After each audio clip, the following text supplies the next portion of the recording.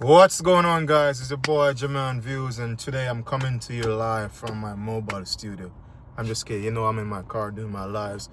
But today is Thursday, June 18th, 2026.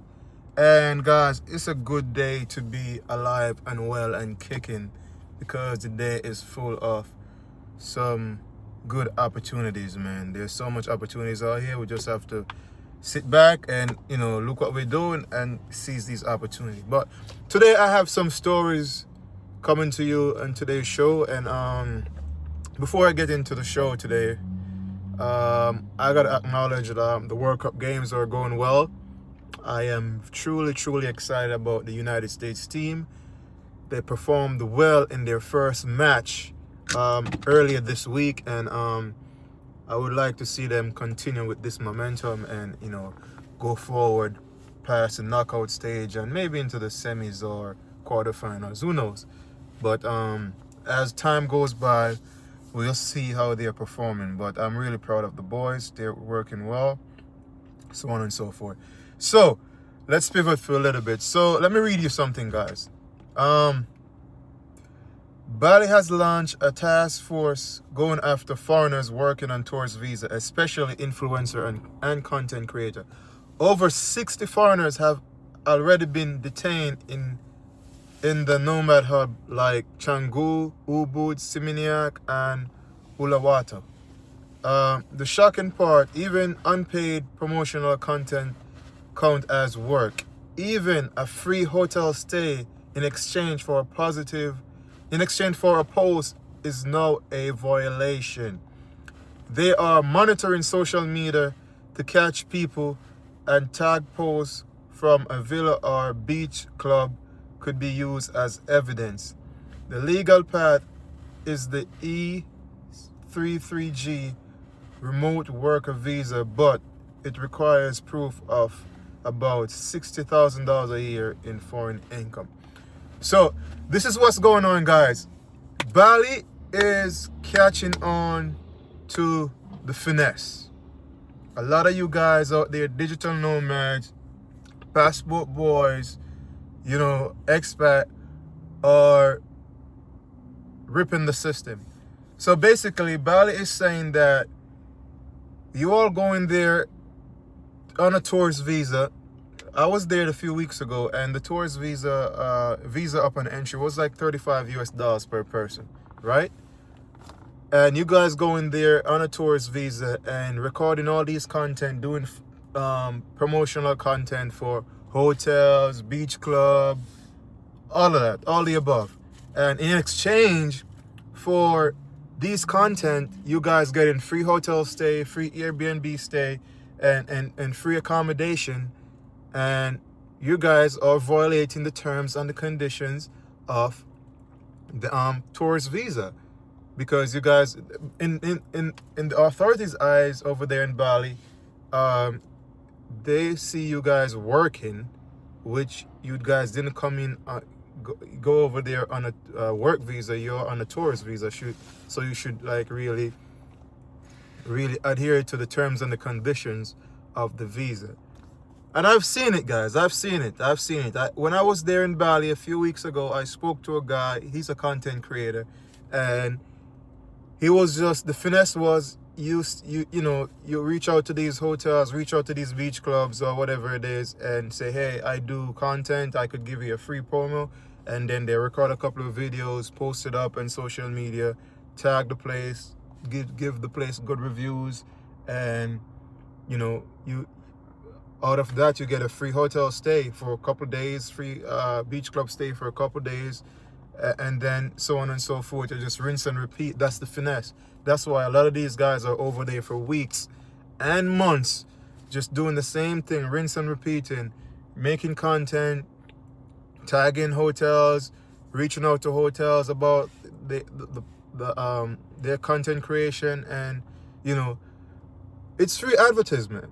Well, not free it's not free ads, but it is ads, and you guys benefiting from it, but at the same time the government is not seeing any of that money or any of that revenue coming in from content creation in the country, which you guys, I don't wrong them. I think that they have a point with this. And, you know, and it's not only Bali, other Indonesian territories are catching on to it.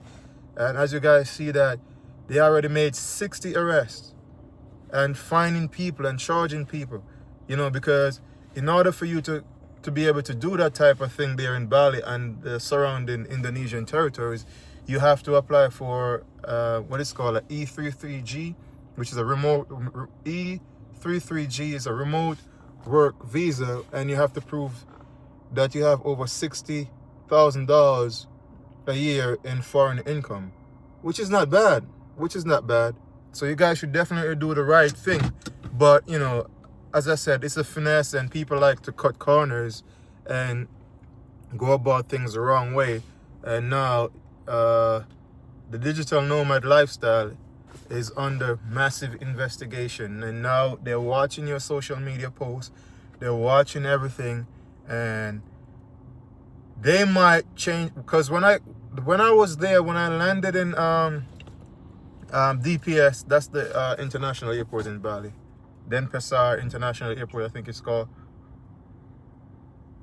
I remember the lady asked me what I do for work, and I told the lady what I do for work, and he was asking what I'm bringing in, if I'm having like electronics, cameras and stuff like that. And I was like, yeah, I have a little stuff.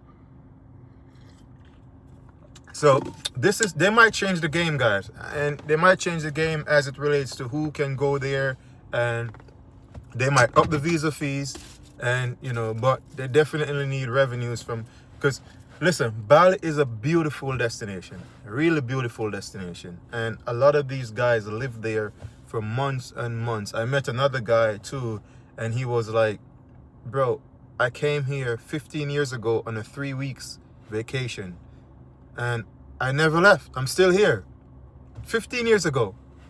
And that's what he does, content creation, all of that stuff.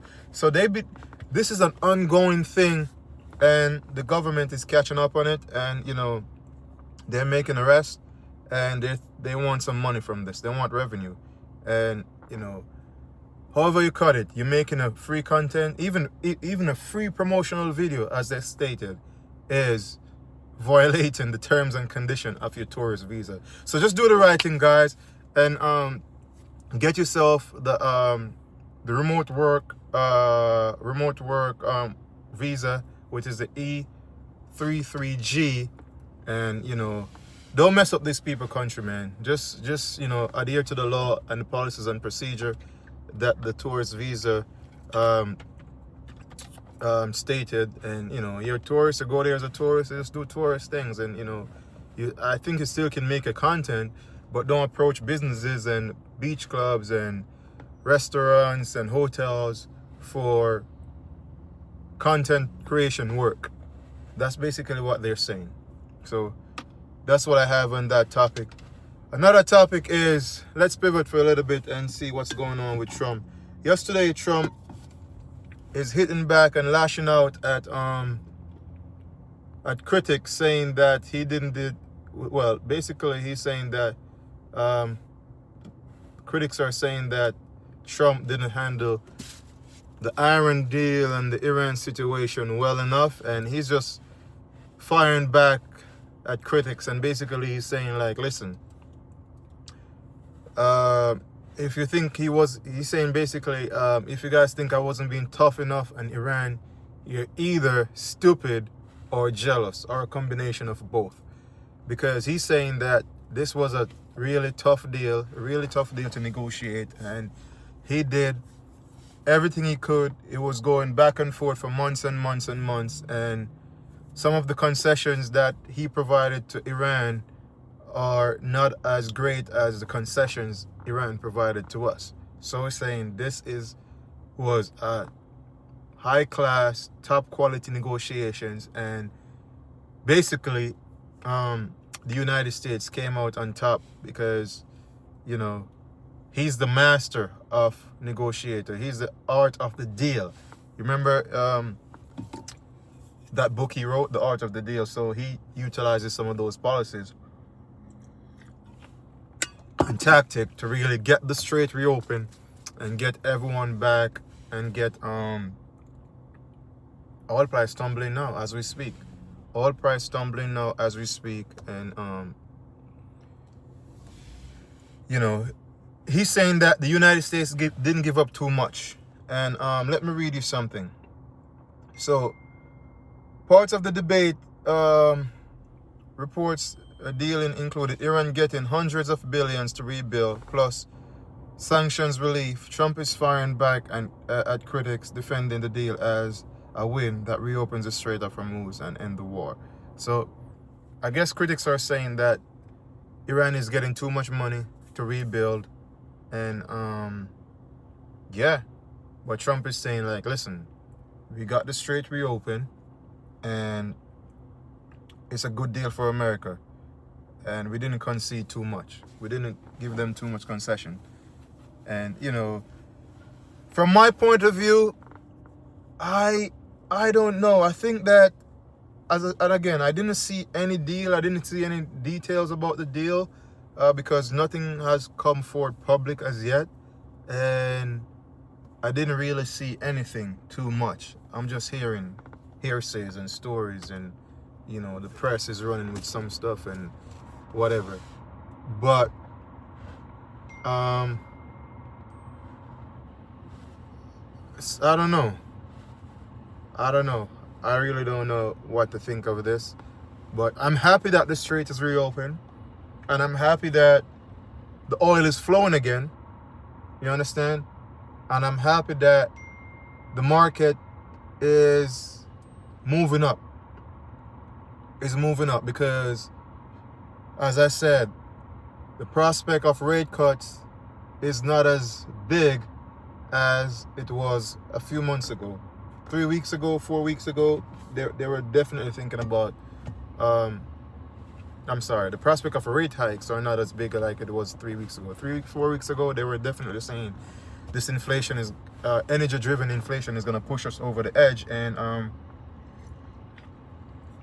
we might see rate hikes just to get the inflation to cool off.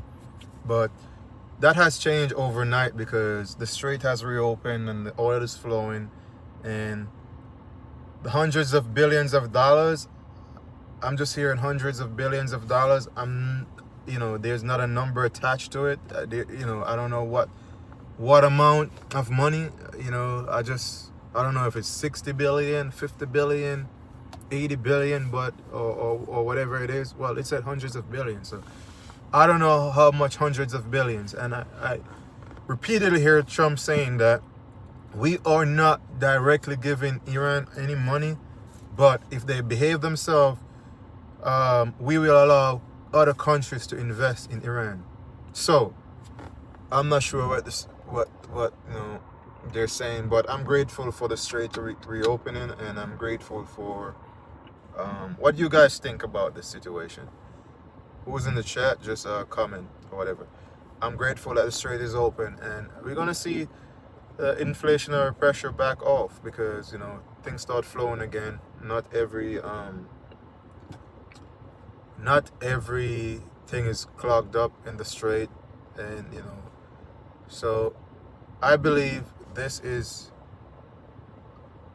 a win for the United States. It definitely is a win, because why I'm saying it's a win, Iran doesn't possess the capability to manufacture any nuclear weapons at all, and that was a big overhanging threat over our head. And second, we completely change the regime in an indirect way, of course. It's not directly, it's in an indirect way, of course. No, I think we're dealing with more level-headed, stable-headed people over there who are making these negotiations on behalf of the Iranian state. And I believe that these people want to get themselves in the economies of the Western world, and get themselves in the global economy to a certain extent, because, you know, Iran only do business with majority of their businesses are done with China North Korea, and other totalitarian states. So I believe they slowly want to make a change, but we shall see what happens. But those are my views, and I believe this is a win for the United States in a major way. And we're just going to move on from this and act like it didn't happen. And the market's going to run up, and people are just going to get rich. And, those who want to dwell on the past and dwell on that, go ahead, dwell on that. So we got something out of it. We got something out of it, either directly or indirectly. You understand? So let's pivot for a little bit. So yesterday, as I told you guys, this market was in a temper tantrum due to the fact that Kevin, Trump handpicked Fed chair, didn't roll out the red carpets for rate cuts as soon as he actually has his first conference. He didn't signal any rate cuts, but we were expecting them to hold anyways, but the rate cut didn't happen as fast as Wall Street and people wanted to happen, and instead of signaling any cuts, they said, oh, we probably hike at the end of the year. And that sent the market into a frenzy and a temper tantrum, and everything sold off. But as we speak right now, it's 9:30. The markets are up, and they're regaining any losses from yesterday. So let's see what's going on here now. Let's see it's 9:30. The market just opened. So here we go. The Dow's up 425 points, Nasdaq 377, S&P 85. So the gas is back on the, we're pushing the gas pedal again, and the markets are running up, So yesterday was just a temper tantrum in the market, and people want the instant gratification, and it didn't happen. And as I said, the playbook, and I keep saying this over and over and over again, the playbook is to run up the market and run up asset prices to ultimately inflate away the $39 trillion in debt we have. Because the more assets the government have on their books, that is of like good quality asset and expensive asset, then that $39 trillion doesn't make any sense. So that's the playbook, and regardless of how you take it, they might take the scenic road to that playbook, and it might be volatile, get into that playbook, but ultimately that's what have to happen for America to be and maintain the golden standard of the financial hub for investments. And for years, they have been kicking the can down the road as it relates to our national debt. There has been bad spending, bad governments running up a bag, especially the Democrats running the bag up like crazy. Over the years, overspending, aid to foreign countries, and massive social services, and over the years, all of that money has to come from somewhere, and we borrow most of that money to run the government, and some of it goes into the military too. A majority of it actually goes into the defense and stuff like that. No one really consider it a big thing, but now it is a big thing, and a lot of people, economists and politicians and businessmen on a whole, saying this $39 trillion is actually a red flag, so they're trying to get rid of it, and the only way to get rid of it is growing your asset base, and that's what the government is doing. So yesterday when the market sold off, because we think that a rate hike is going to happen, and we didn't see Kevin wasn't sounding dovish enough, or whatever reason why the market sold off yesterday was unjust, was really overdone. And as we said today, the market is back and everything is pumping up again. You understand? So that's what I have for you today, guys. You know, please remember, like, comment, share, and subscribe to the channel. This is I always tell you guys, I'm always gonna take you to the truth, wherever the truth is. That's where I'm gonna take you guys, and this is what's happening from my views, from my lens. I hope those guys in Bali who got arrested, the 60 people who got arrested, they figure out a way and, just probably pay a fine and so on and so forth, and do the right thing when you go to people's countries, and adhere to the laws and policies and procedure, and, don't try to finesse your way all the time, because that's a big finesse and the government is catching up. And listen, let me pivot for a little bit. I'm pretty sure in recent news, you digital nomads out there and passport boys and expats or whatever it is, Bali is not the only destination, or Indonesia is not the only country that is going to start implementing some of these policies and procedure. Because the other day, a guy from Colombia was in the news too, who he got denied from entering Colombia. Some sort of related issues or whatever it is. But a lot of these destinations are seeing a shitload of Americans coming there. Not only Americans, people from the UK, Australia, a lot of Westerners coming there. And the reason why they're coming there is because, one, the physical beauty of the destination. Two, the tranquility of the destination, the ease pace of life, the affordability to be there, and the system we figured out. We figured out that you could be a digital nomad, an expat, and remotely work from those destinations, either doing content creation, promotional videos, or basically even logging in via VPN into a company system here and work remotely and just live over there.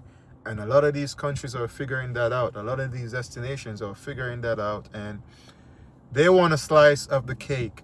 Basically, that's what it is. They want a slice of the cake, and they want you to come in regularly, because when you present yourself as a remote worker and apply for this remote worker visa, then it's more money for that. You're not being a tourist, it's more money for that. So they want a piece of that, and that's revenue. And when you do promotional videos for their local hotels, their local coffee shops, whatever it is, they want a piece of that cake. So it's only right, it's only fair for them to do what they're doing. And, as I said, this might cause a lot of changes within the regular ways how people travel, and other destinations might take up a leaf out of Indonesia's playbook and implement these strategies and policies and crack down on the digital nomad lifestyle and so on and so forth. So the question to you guys is, do you guys think the digital nomad lifestyle is at risk, or this is just a remote incident that is going to quickly change and quickly disappear out of the news? What you guys think? Let me know what you guys think. Do you think the digital nomad lifestyle is at risk? I don't know. Maybe, maybe not. Is it over for people in digital nomads and passport boys living in all these countries? Is it over for them in regards to how they might have to come back home? I don't know. This might be the start of something to come. But anyway, we're going to save that for another day, for another discussion. As I said, this is your boy Jermane'S Views, and we always take you where the truth is. And please remember, like, comment, share, and subscribe. And we'll see you guys in another video, man. Bless up and have a peaceful and respectable day. See y'all later. You dig?